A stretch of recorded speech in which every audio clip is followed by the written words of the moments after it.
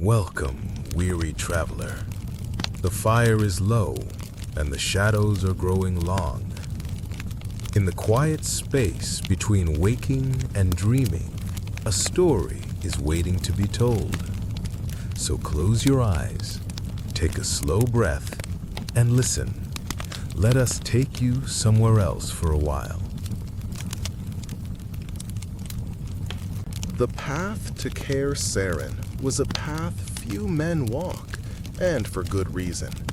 It was less a path and more a memory etched into the high, lonely mountains, a faint suggestion of a trail used long ago by men with stronger wills and purposes now turned to dust. An old witcher named Keldon followed it now, his boots scuffing quietly on the loose scree. The air was thin and sharp, tasting of cold stone, and the faint, clean scent of hardy, wind-scoured pines that clung to the rock faces like stubborn green claws. He was not here for a contract, not in the usual sense. No village had paid him, no nobleman had sought his sword. He was here because he had heard a whisper on the wind, a story told by a traveling merchant who'd gotten lost in these peaks. A story not of a monster with teeth and claws, but of a profound and unshakable sadness that had settled in the ruins of the old Griffin school. The son of Zerikanya was a forge, and the world beneath it was the anvil. It beat down upon the endless dunes, turning the sand to shimmering gold and the air to a visible, wavering curtain of heat. Yet, nestled within a deep, winding canyon carved by forgotten rivers, life persisted. Here, sheltered by towering walls of red sandstone, was the oasis known as the Serpent's Eye, and at its heart, carved into the living rock itself, was the stronghold of the School of the Manticore. It was not a fortress like those of the cold north, all granite and grim parapets. It was a place of cool, shaded courtyards, of water trickling through channels cut into the stone, and of gardens that grew in defiance of the desert outside. In one of these gardens, where the air was thick with the scent of night-blooming jasmine and the sweet, heavy perfume of ghost fire petals, an old witcher named Kalen worked. His hands, though scarred and calloused from a lifetime of purpose, moved with a gardener's gentleness. He was not pruning or weeding in the conventional sense. He was listening. With his eyes closed and his breath slow and even, he knelt before a patch of sun whisper moss, a plant that shimmered with a faint internal luminescence. His fingers hovered just above its velvety surface, feeling the subtle vibrations it gave off, the silent language of its growth. The moss told him of the water table deep below, of the shift in the wind that would come with the evening, and of a small sand beetle that had taken shelter beneath its roots. Kalen smiled softly, a network of fine lines crinkling around his amber eyes. He sent a silent reassurance back, a gentle push of his own will, telling the moss it was safe, that its growth was good and strong. This was the way of the Manticore. Long before the schools of the wolf or the griffin had established their harsh disciplines in the frozen lands, the first witchers here had learned a different truth. The monsters of the desert were not mere beasts of flesh and blood. They were creatures of mirage and madness, of elemental fury given form. Ifrits born of pure heat, and jinn that were whirlwinds of sand and spite. To fight them with steel alone was folly. One had to understand the desert's heart, its powerful and often hallucinatory spirit. And that understanding came from the flora that thrived in this crucible. Kalen rose slowly, his knees cracking like dry twigs. His work with the moss was done. He walked through the garden, his soft leather boots making no sound on the tiled pathways. He passed by the pools where iridescent fish swam in lazy circles, their scales catching the dappled sunlight that filtered through the palm fronds high above. He ran a hand along the smooth, cool bark of a dreamwood tree, its leaves the color of twilight.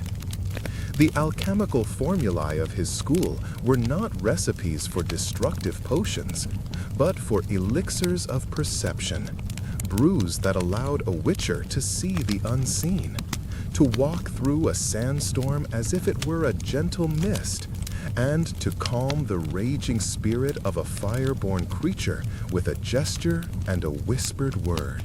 His destination was the Grand Orrery, a vast circular chamber at the very core of the stronghold. The ceiling was a dome of polished obsidian that, through some long-lost magic, perfectly mirrored the desert sky outside, day or night.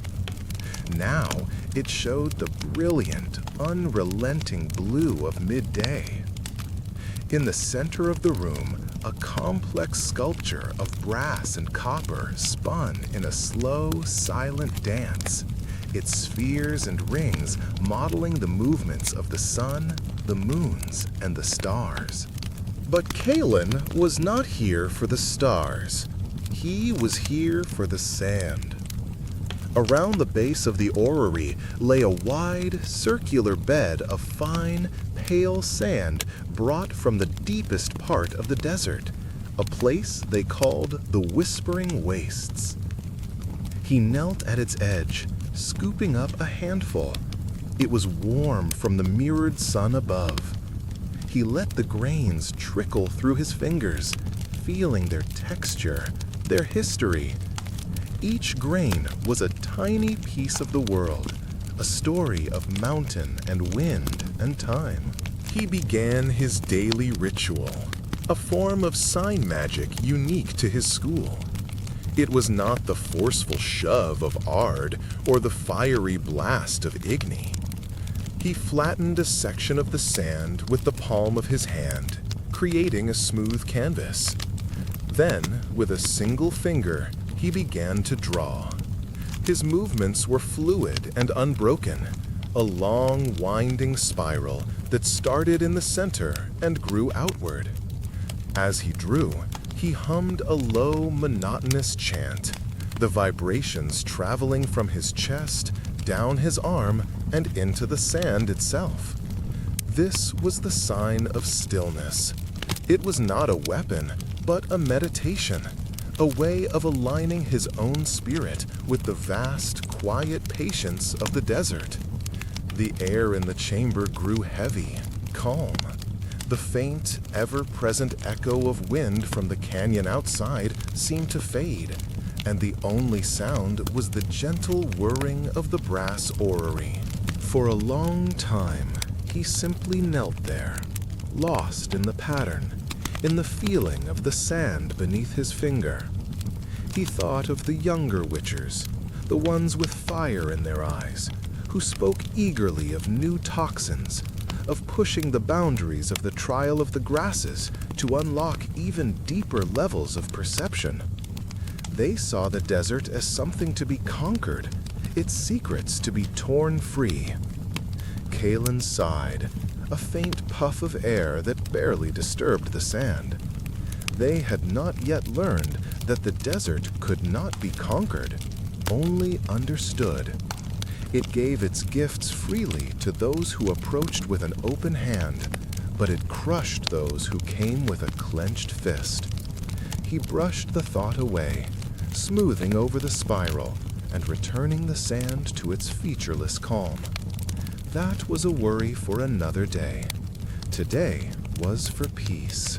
As the mirrored sun in the obsidian dome began its slow descent, painting the chamber in hues of orange and pink, Kaelin knew it was time for his final task of the day. He needed to gather moon tears, the crystallized sap of the silent sentinel cactus, which only seeped from the plant's flesh in the cool air of twilight. These were needed for an incense that helped soothe the mind for sleep, warding off the feverish dreams the desert heat could sometimes inspire. He gathered a small leather pouch and a carved obsidian knife, its edge dull to the touch, but keen enough to slice through the spirit of a plant without harming its body. He left the quiet halls of the stronghold, emerging into a high courtyard that overlooked the oasis. The heat of the day was beginning to break, and a gentle breeze was winding its way down the canyon, carrying the scent of dust and distant rain. Below, the palm trees swayed like dancers, their shadows long and dark upon the water of the central pool. Kaelin followed a narrow, winding path that climbed the canyon wall. The sandstone was still warm beneath his boots. The path was one he had walked 1,000 times, and his body knew every twist and turn, every loose stone and sudden dip. He moved without hurry, his senses open to the world around him.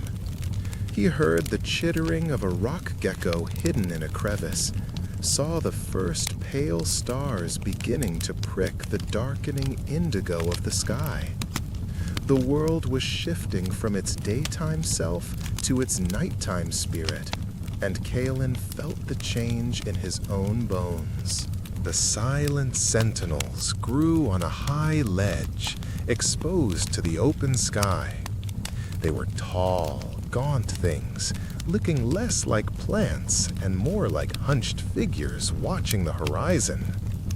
As he approached, he felt a familiar presence, a flicker of playful energy in the air. A small whirlwind, no bigger than a man, danced into his path, kicking up sand and pebbles. It was a lesser djinn, a spirit of the wind with more mischief than malice. It swirled around him, tugging at his cloak, whispering nonsense words in a voice that sounded like grit scraping on stone. A younger witcher might have drawn a blade or cast a binding sign. Kaelin simply stood still, his expression calm. He reached into his pouch, but not for the knife. He pulled out a single, dried dreamwood leaf. He held it out on his open palm. The djinn paused its frantic dance, its form seeming to coalesce for a moment as it focused on the offering. The leaf was a small thing, but it held a powerful echo of peace and quiet contemplation. The djinn dipped lower, its windy form brushing against his hand as it snatched the leaf away. Then, with a final, happy whistle, it dissolved into the evening breeze, continuing its journey down the canyon. Kaelin smiled and continued to the cacti. He found one with thick, silvery tears clinging to its spines. He worked carefully with his obsidian knife, not cutting, but gently coaxing the hardened sap away. He placed each tear into his pouch, their surfaces cool and smooth like river stones. They smelled of ozone and damp earth, the scent of the desert after a rare storm. With his pouch full, he did not hurry back. He sat on the ledge for a moment, looking out over the world. The oasis below was a splash of deep green and silver in the growing darkness. The lights of the stronghold were beginning to glow from within the rock, warm and inviting. Above, the sea of stars was immense, more brilliant here than anywhere else in the world. He felt a profound sense of stillness, a feeling of being a small but perfect part of the vast breathing whole.